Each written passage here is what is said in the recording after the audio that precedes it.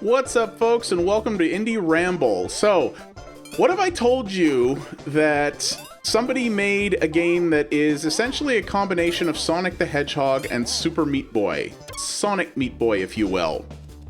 You might think that idea sounds a little bit crazy, and when it was proposed to me, I definitely did too.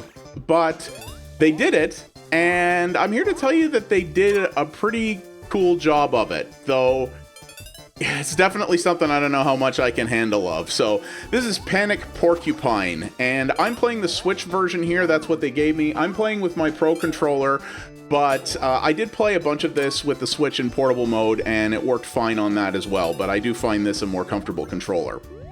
And really, honestly, saying this is Sonic Meat Boy is pretty accurate, because you're playing a game where you are playing with a character that is not Sonic, but, you know, I mean, his name is Panic Porcupine, and look at him, it's pretty close. The first section is called Hills That Are Green, you know what I'm saying? So, the idea behind this is that it is a precision platformer that can be very fast-paced, and you're doing it with a character that controls, well, like Sonic the Hedgehog. So this is the first level here, and your objective is to capture all of these little birds. And there are also eggs in the level, and you get your secondary objective is to get all of those. Getting all of the eggs usually will require a fair amount of practice in the level, and really learning its layout and design and the various different obstacles and paths to get around that are not necessarily the most obvious thing in the world. That's really the idea. And I mean, honestly, I like Sonic. I think the series, especially the old ones, is cool, but I was never particularly good at it because I just didn't have the patience to get good at the physics the way you really had to with that. And that's kind of how this is, but I say that as a compliment because I think they absolutely nailed the physics in this. I think they nailed the momentum style gameplay.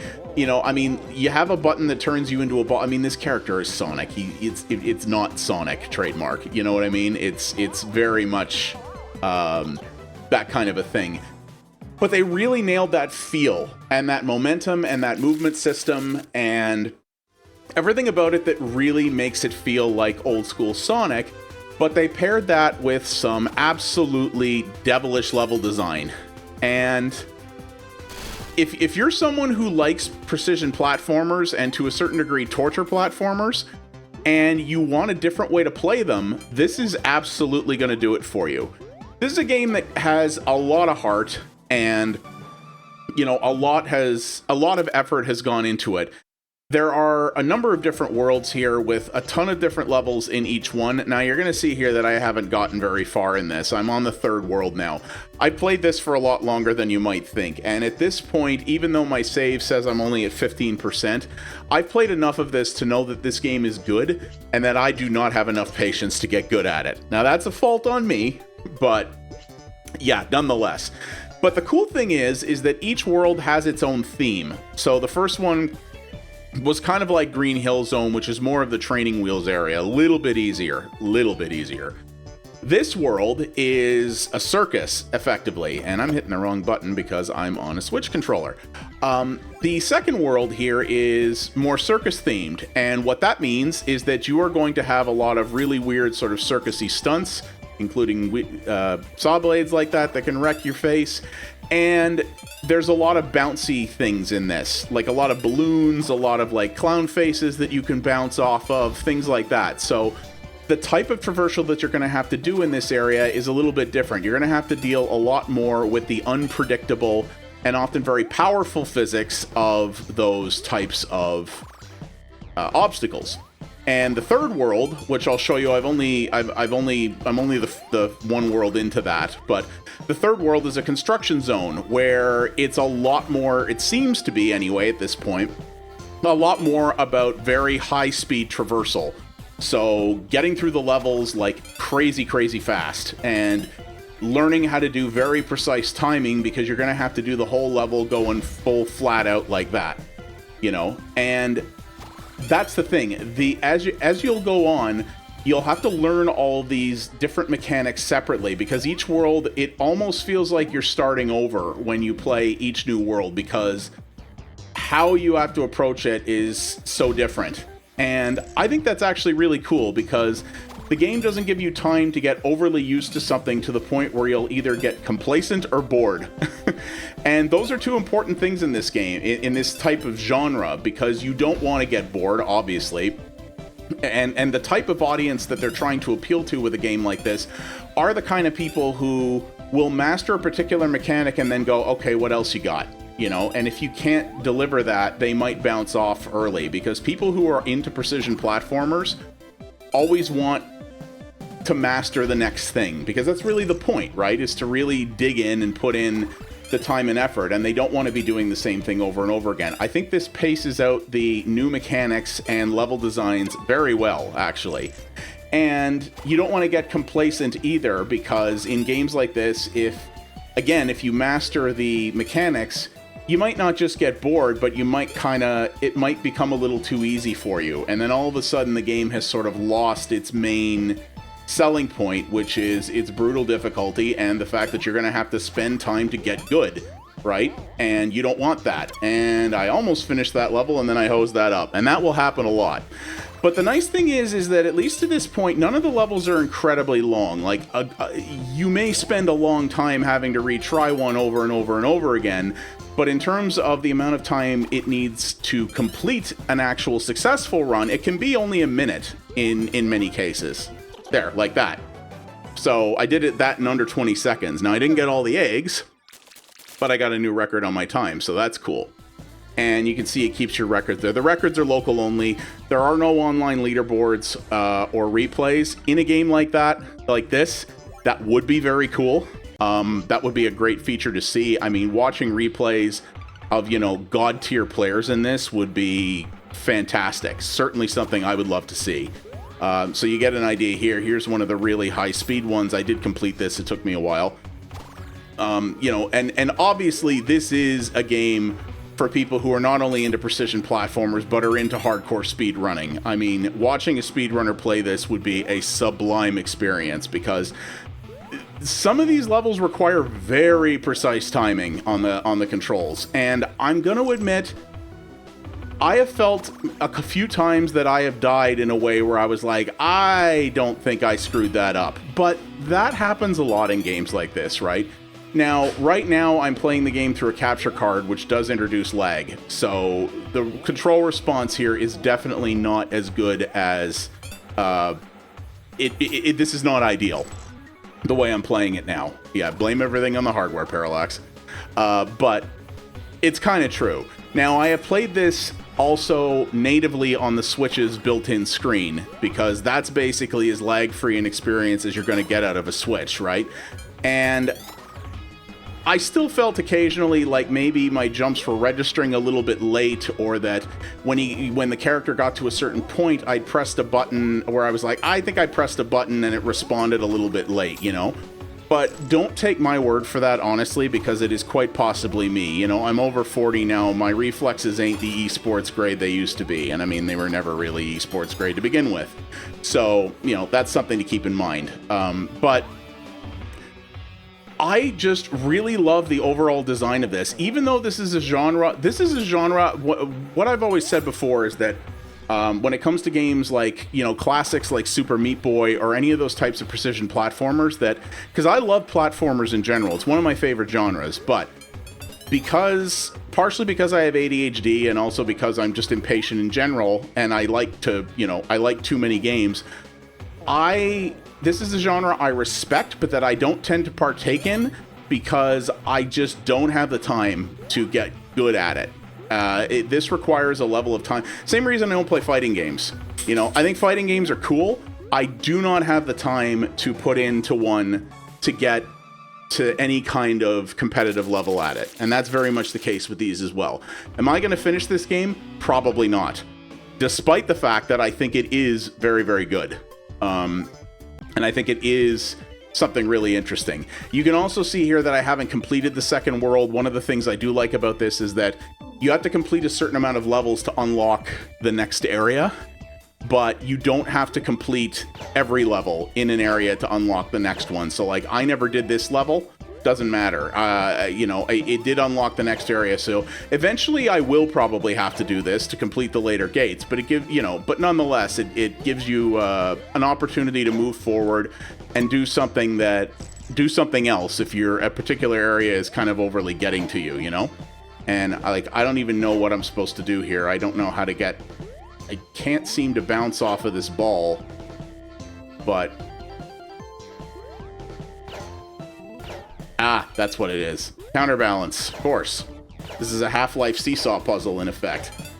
There we go, see?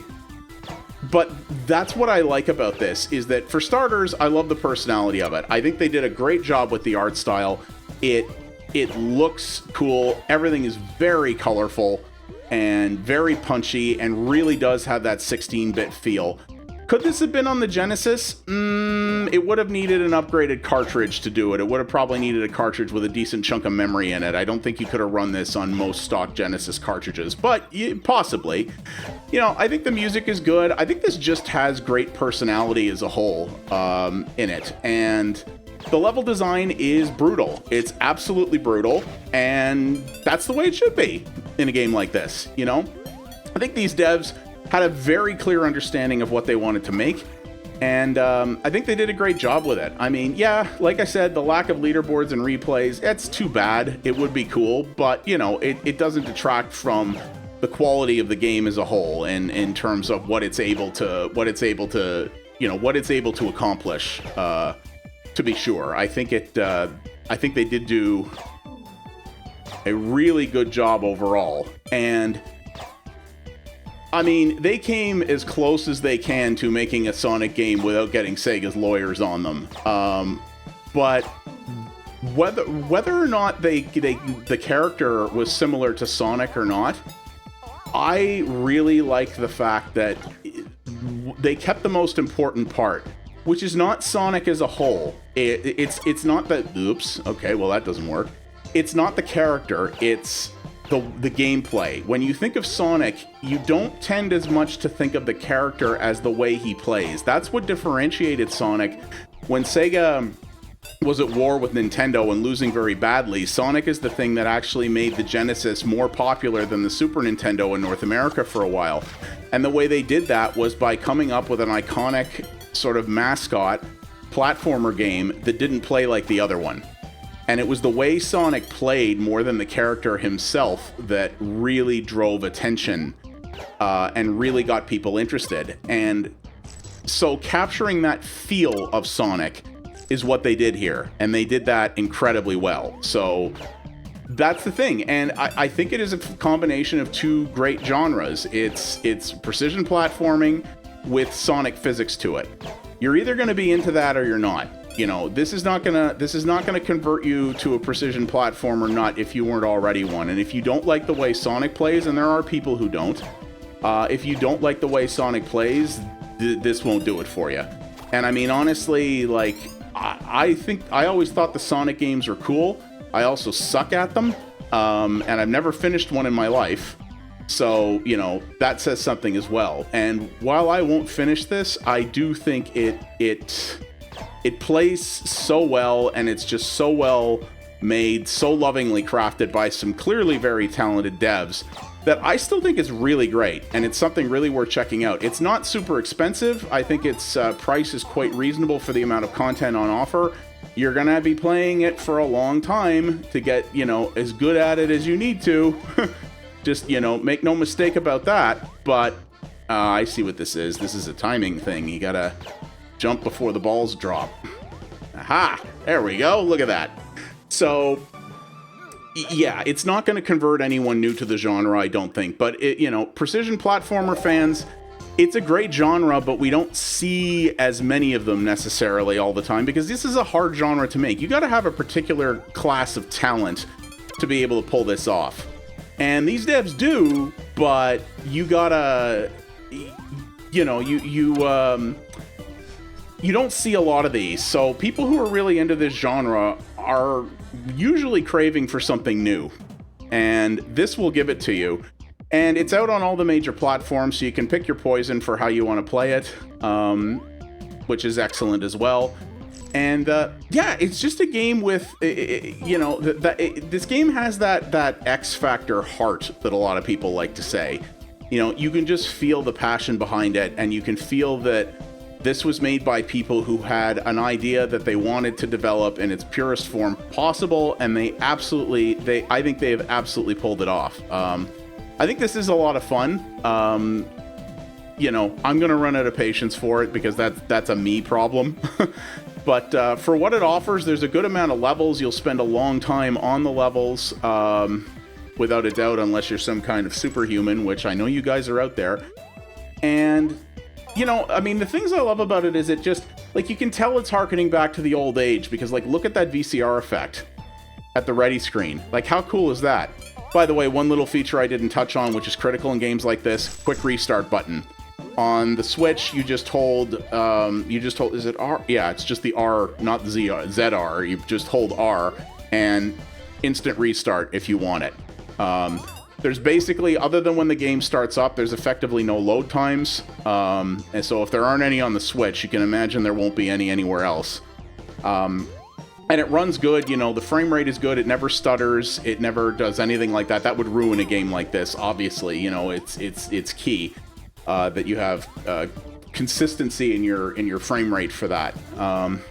But yeah, overall, I really enjoy this. I think it's cool, and I think it's very well made. And I think if you are into precision platformers, you definitely owe it, unless you really, really detest the way Sonic games play. And some people do, and that's a subjective thing. I get it. But unless you really, really detest the way Sonic plays, I really think you owe it to yourself to give this a look, if you're into precision platformers. Or you know what? Even if you're not into precision platformers, but you really like Sonic, you know, if you really like the way Sonic games play, you might enjoy this, if for no other reason that it gives you more of that, and in a new kind of way, a new, you know, more challenging way that you might actually appreciate. So it's a cool mix of stuff like that, and I just love to see sort of retro-based fusions like this, where people take, you know, find new ways to blend chocolate and peanut butter, and that's what this does. So it's something that I think deserves some more attention. So that is Panic Porcupine. It is out now on just about all the places. It will make you a precision platformer fan, but if you are one, or you are a Sonic fan, there's a lot for you to potentially like here.